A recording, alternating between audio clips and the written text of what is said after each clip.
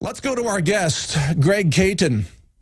Now, let me give you a quick background. He's joining us by Skype. This is a big deal. You know how Edward Snowden says he may be seeking asylum in Ecuador? Well, that may not work out for him in the way that he thinks it will. And the reason is because the U.S. State Department has a track record of kidnapping American citizens in Ecuador who are breaking no laws whatsoever, but that America wants to bring back to America to persecute for its own political reasons.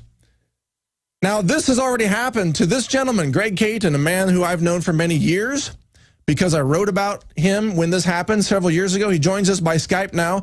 Thank you, Greg, and welcome to the Alex Jones Show. Thank you for having me, Mike.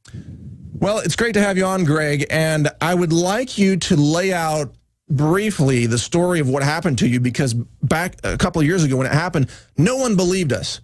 Today, people believe more of the rogue shadow operation. So I want you to lay out what happened to you so that people can get this story, and now they will believe it.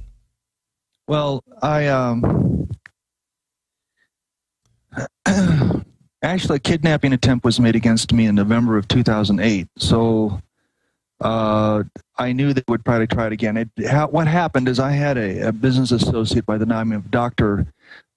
Neville Solomon, and these geniuses at the State Department, because I guess we're the same height, gringos, we kind of stand out, kind of stood out in Guayaquil. Actually, because I had been living there, confused him for me and actually kidnapped him and his 15-year-old son, Michael. And only after interviewing them and for a period of 30 minutes were they able to figure out, oh my God, we've kidnapped the wrong guy. And when you say they, were these the State Department officials, or had they bribed locals? The protocol they normally use is, and this is done all over the world, by the way. Most people don't know this has been codified in actually all the way to the U.S. Supreme Court. When I was kidnapped and brought back to the United States in Louisiana, I had a defense attorney by the name of Randall McCain out of Lafayette, Louisiana, who defended me. And one of the first things he told me on the very first meeting, he says, you don't see, because I was saying this was all illegal. Can't you do anything about this as part of my demands? He says, no, I can't do anything about it. The U.S. Supreme Court has codified it. We will kidnap anybody, anywhere we want, for any reason. We don't need a justification. All this talk about extradition this and extradition that and political asylum, it's all smoke and mirrors. I got to tell you right now, it's all smoke and mirrors. So, Greg, this is big breaking news right now. And sorry about the delay if I'm talking over you, because you're joining us from Ecuador, a little bit of delay in the Skype. But this is big breaking news, folks. Not only is the United States government running death squads that we know assassinate people like Breitbart and Michael Hastings and many others, Gary Webb, I think, was another case. They are also running globally kidnapping schemes against innocent Americans like you, Greg, because again, you were engaged in selling a rainforest herbal topical salve, like a skin cream, that was perfectly legal to sell in Ecuador. You were breaking no laws whatsoever. We still do. That's the whole thing about it. We still do. I mean, you know, we sell Amazonian, you know, medicinal herbs, ship all over the world. It was never illegal. In fact, actually, not even the overt reason that they claimed they were kidnapping. They said it was because of a probation violation, and the truth is that I had someone while I was in prison the first time, an employee who embezzled over $20,000 from us. And after I got out, I did an audit of our books and discovered it all. And when she found out that I was going to go to the authorities, she immediately went and started talking to prosecutors, trying to get my probation revoked with under the logic that, well, if I can put this guy away in prison, no matter how many criminal acts I committed, I'll be able to get it all covered up, and I'll even get the support of prosecutors. So by the way, you were set up.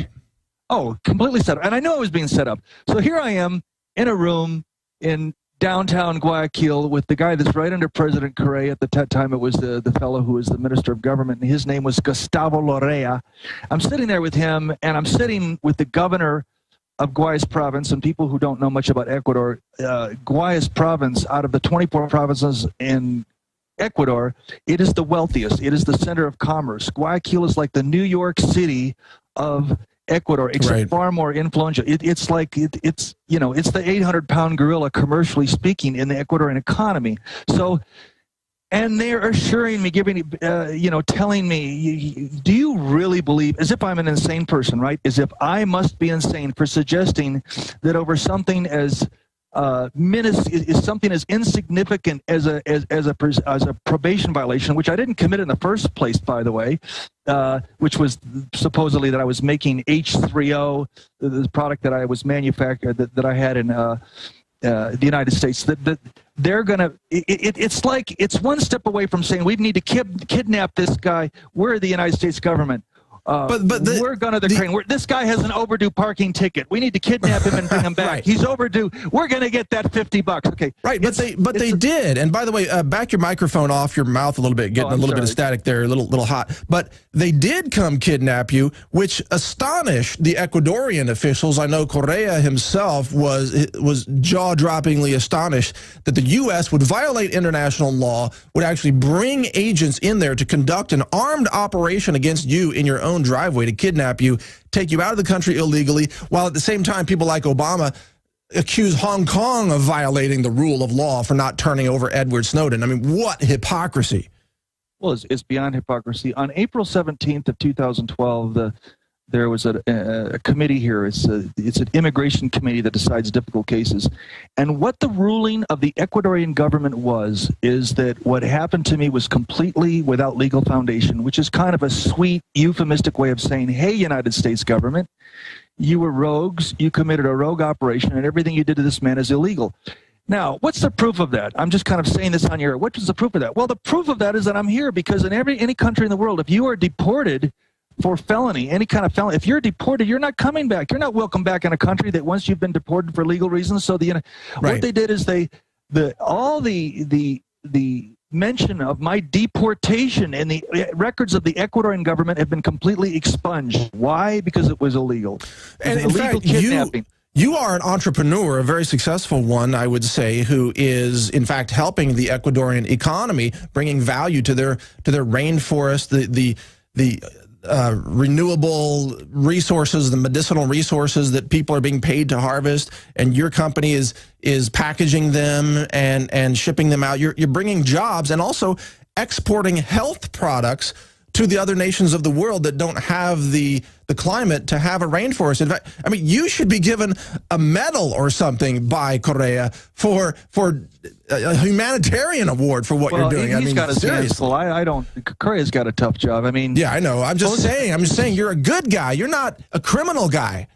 Right, and the very fact that and then the other proof, people sometimes raise their eyebrow when I say that everything that was put on, when I was put on the Interpol red list and my name was oh yeah, I want to talk about Interpol. Oh yeah. You know Osama, my first cousin, Osama bin Laden. Right, they had your face right next to Osama bin Laden and other like serial killers and war criminals.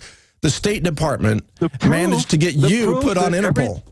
The proof that everything that the FDA and Interpol said was completely false is the fact that I'm here because I had my passport renewed in August of 2011. If I had had any kind of pending criminal charge that is even closely, remotely similar to the things that the FDA and Interpol were saying, they wouldn't have even renewed my passport. Anyone who's ever gotten a passport knows you can't even be arrears on your child support payments now and get a United States passport, let alone have the criminal charges for hurting people with because you're but they got their pound of flesh out of you because they put you in prison for, what was it, almost 2 years in Louisiana? Well, the total time was 21 months. They give you 15% off. They give you a fig leaf of good time, and so they put you in prison, and you had to do the prison time, and then when you got out, they renewed your passport, and you went back to Ecuador, and Ecuador welcomed you back in, and there you are now running an admirable business yet again. Correct. But it's incredible. I think what disturbs me, and I don't know that this has really been even conveyed to your audience, the rapidity with which it's getting worse. Now, for instance, in my case, at least, I can say I had the privilege of having a kangaroo court. It was all nonsense. The State Department is there basically dictating to the Ecuadorian judge just exactly how to violate the law. And by the way, I don't know what's ever happened to that judge, but I know that they'll never disclose to me what disciplinary measures they took against the people who were paid off on this side to do this. Yeah, but Greg, I want to make sure we get though to the other kidnappings that are taking place there. Well, yeah, let's talk about James Martin Malone. This is a guy who, unlike myself, James Martin Malone was a guy. He's a few years younger than myself. I think he's something like 54 now. Anyways, in 1990, roughly 23 years ago, Marty was doing a job for somebody. He was transporting things along in his car, and he got caught up in some kind of in a drug bust for transporting drugs. And the prosecutor has since admitted there's really no evidence that this guy ever had conscious knowledge that of all the things he had in his car, that it included cocaine. Anyways, make a long story short, guy gets 22 years and finds a way to get out, or maybe he's on bail, I can't remember, but he gets to Ecuador, and he lives here safely for a period of 22 years. And by the way, this was big news down here in Ecuador. I knew this guy personally. His wife was the general manager of one of my companies, an Ecuadorian company that I had. So I'm very, very intimate. This is not hearsay. This is not because I read it in the paper down here. This is somebody I knew. We ate lunch together regularly. His wife. So what happened? What did they do? This guy gets into a tiff with his wife. I guess they were separated or something, and she knew that he had legal issues back in the United States. So he gets a hold of local officials there in Santa Elena, Provincia de Santa Elena, and they pick him up, stick him on a plane, and take him back. No law, no judge, no court, no nothing. All this talk I hear about, well, Ecuador, they don't have an extradition treaty with the United States. It's all nonsense. It's all nonsense. So what we're seeing globally is a pattern of complete lawlessness where the United States government will do anything it wants, violate any law it wants. I mean, Obama's got secret kill lists. I guess they're not even that secret anymore, of Americans that he's going to have killed. Drone strikes on civilian, weddings and parties all over the Middle East, killing women and children. And now we've got that it has come out that the U.S. government is spying on its EU allies. The United States is getting a reputation for being a lawless rogue nation, kind of like the way we used to think of North Korea. That's what we see down here. I mean, and we see it in many different ways. And by the way, I'm not saying anything that's counter to the official message of the Ecuadorian government. You hear President Correa, he gives a weekly address here on Saturdays. You remember that, right, Mike? Yeah, I remember listening to some of that. And, he's constantly railing. On the one hand, it's not that Ecuador is in any kind of unfriendly posture to the United States. There's a very, very, Ecuadorians go to Miami all the time. I mean, there's trade back and forth. There's very good feelings, but it's like the relationship between Ecuador and the United States is kind of like the wife who says to her husband, you will not disrespect me. You're not going to call me a bitch. If you fight with me, you're going to fight fair. You're going to respect my feelings. You're going to respect my opinions, and you're not going to disrespect me. It's that kind of a thing. And so you constantly have this thing. It's not like Ecuador is saying, we hate the United States. No, not at Ecuador, all. But Correa's made it very, very. He's a graduate, as you know, of the University of Illinois in economics. He calls himself a half gringo. He refers to himself kind of affectionately as a half gringo. His mother lives in Orange County, California. Let's bring it back to Snowden, though, Greg. What would happen if Ed Snowden goes to Ecuador to seek asylum there? I want your assessment of what exactly would happen to him there, because it is very likely that the Ecuadorian government cannot protect him from, let's say, a U.S. Navy SEAL team or something like that if the U.S. really wants to get him. But let's talk about that when we come back with Greg Caton, the Amazon rainforest herbal formulator who was kidnapped by U.S. State Department authorities. All right, so this is big breaking news. This is the Alex Jones Show, and we have an exclusive interview with a man who was kidnapped from Ecuador by the United States government over the crime of selling medicinal herbal products that help people get healthier, if you can believe that. There's nothing I won't believe anymore in terms of what the government will do to oppress freedom. So the question to you, Greg, is what would happen if Edward Snowden actually were granted asylum in Ecuador and relocated to Ecuador? Do you think he would be safe there? Could Correa's administration protect him? Well, I can only give you my opinion based on what I've experienced here. Others that I've known have been kidnapped and so forth. He wouldn't have any semblance of a life that you and I would call free. I mean, he would have to be under some kind of military. He'd have to be guarded. He'd have to, because based on the fact that this is apparently such a big piece of theater for the U.S. government. You had Biden down here actually telling Korea, you will not give this guy political asylum. And basically what Korea did, this was in the news here, he was very respectful to Biden. He said, I respect your opinions. If he ever comes to Ecuador, if he does, you will be the first ones we call to get your input on the subject, but the final decision must be ours. It's again the thing of respect our sovereignty, okay? Respect that we are a sovereign nation. So my opinion, based on what I've seen here, one of two things would happen if he wasn't in some kind of almost a military prison with the special forces protection. One, he'd either be kidnapped, they'd pay somebody who's corrupt within the police force to kidnap him, very much like they did in my case, or a la John Perkins, they're going to send in the jackals. It's going to be one or the other. But he's not going to have a life that you and I would call Greg, free. Alex is joining us on the phone. Pop in for a second for an important comment on this topic. Stay on the line with us, Greg. Alex, go ahead. Yeah, sure. He's welcome in the 5 minutes after this segment to finish up the story with riveting radio. I just want to put some context to this. Can you guys hear me good? Yeah, you're good. All right. I'm taking the kids fishing today. I appreciate you doing the show. I'm coming back to work tonight. Look. There's an article on drudgereport.com on the right-hand side. Top story. Russian troops and Russian security forces to advise at U.S. public events. What is this about? This is about global governance, State Department Memorandum 7277, international treaty, where the diplomatic immunity, mercenaries, Interpol, police, can go anywhere in the world and grab anybody they want and ignore extradition laws. And that's how Americans can be visiting Germany. And they say the Holocaust didn't happen and they get arrested and put in prison for 5 years. Now, whether you think that happened or not, I think Hitler was bad and killed a bunch of people. They use cases like that to set the precedent where now they're going to arrest you if you deny man-made global warming. And they're calling for arresting us. So this is global government where we have no rights. And these multinational globalists can even send in mercenaries. Right.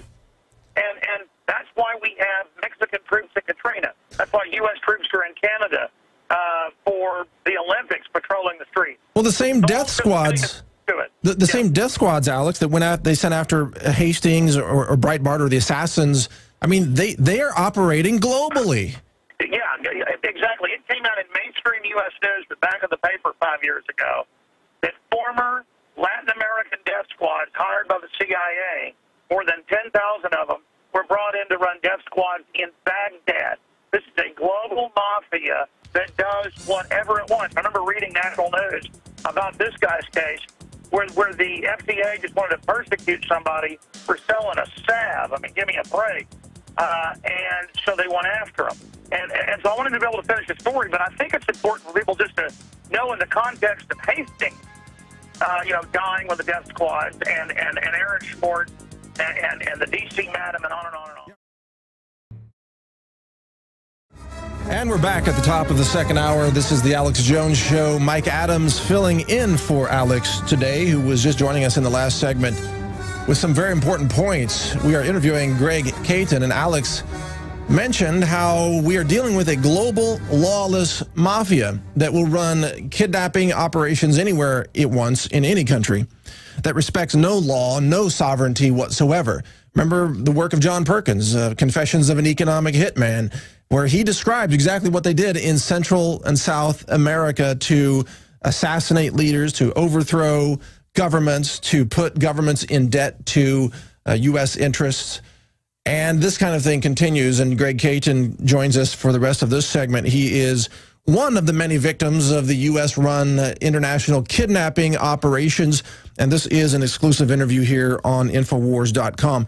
So, Greg, before you got interrupted there, you were finishing your assessment of what you think might happen to Edward Snowden if he is granted asylum in Ecuador. You want to finish that thought? Yeah, it's simply that he wouldn't be a free man. He's not going to be like, if I want to leave here and I want to go down to, Coffee Tree or one of the other gringo hangouts here and talk to my friends, because here in Cuenca, you've got, 5,000 Americans who are down here. By the way, it would surprise you, even you, and I know you'd lived here, to know how many people are flooding down here and the percentage of them that are here because of just the frightening events that you and Alex have been reporting. Exactly. I personally, just by way of example, this is a very close person friend. I personally know of a rancher in Montana that moved down here because he went hunting and he ran into a railroad spur and saw with his own eyes. What the hell is this? He found boxcars 3 levels high, shackles all around the perimeter. Every other boxcar had a guillotine in it. And of course, he's just got this huge, gigantic WTF going on in the back of his mind. He got out. He said, any country that would do this. We keep hearing these rumors of guillotines, and I don't know why.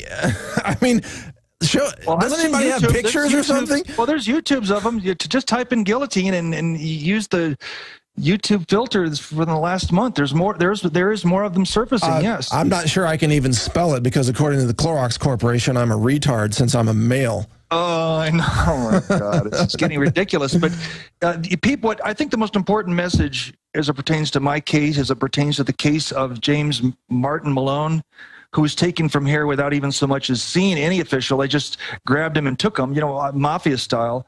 The most important thing is for people to know that any time you see the word extradition, it's part of a non-existent mythology. So it's a mythology. Right. We don't have extraditions anymore. We have kidnappings. They're not extraditions. It's a shadow system of injustice that operates in parallel with the delusional fake justice system that's just for show for the public. But underneath it all, there's this shadow rogue system of criminal mafia global government. That's what's really running the show. That's what's real. And you know what? They know that down here. They know that down here. There's, I haven't met any officials, and they know what's going on. I met. I'm not going to say his name on the air because he's well known here. He very closely became the president of Ecuador himself. He is currently one of Korea's ministers, and I was up in his offices, and he took me to his conference room. He and I alone, no security people, none of his subordinates, nobody, just he and I. And got 1 minute left. Okay. Anyways, the long and short of it is he said to me, we know this is going on. And he compared my case. I was actually stunned to St. John of the Cross. He said, this was the man that was tortured and put in prison and everything else. And out of it, St. John of the Cross wrote the most magnificent literature ever penned in the Spanish language. So they know that the prison system in the U.S. is very hokey. They know it, and they express it in a variety of ways. The website for Greg Caton is herbhealers.com. Did I get that right, Greg? Right, HERB and then healers.com. Yeah. Okay, herbhealers.com. If you want to take advantage of his fascinating Amazon herbal products, just giving him a plug for thanking him for coming on the show.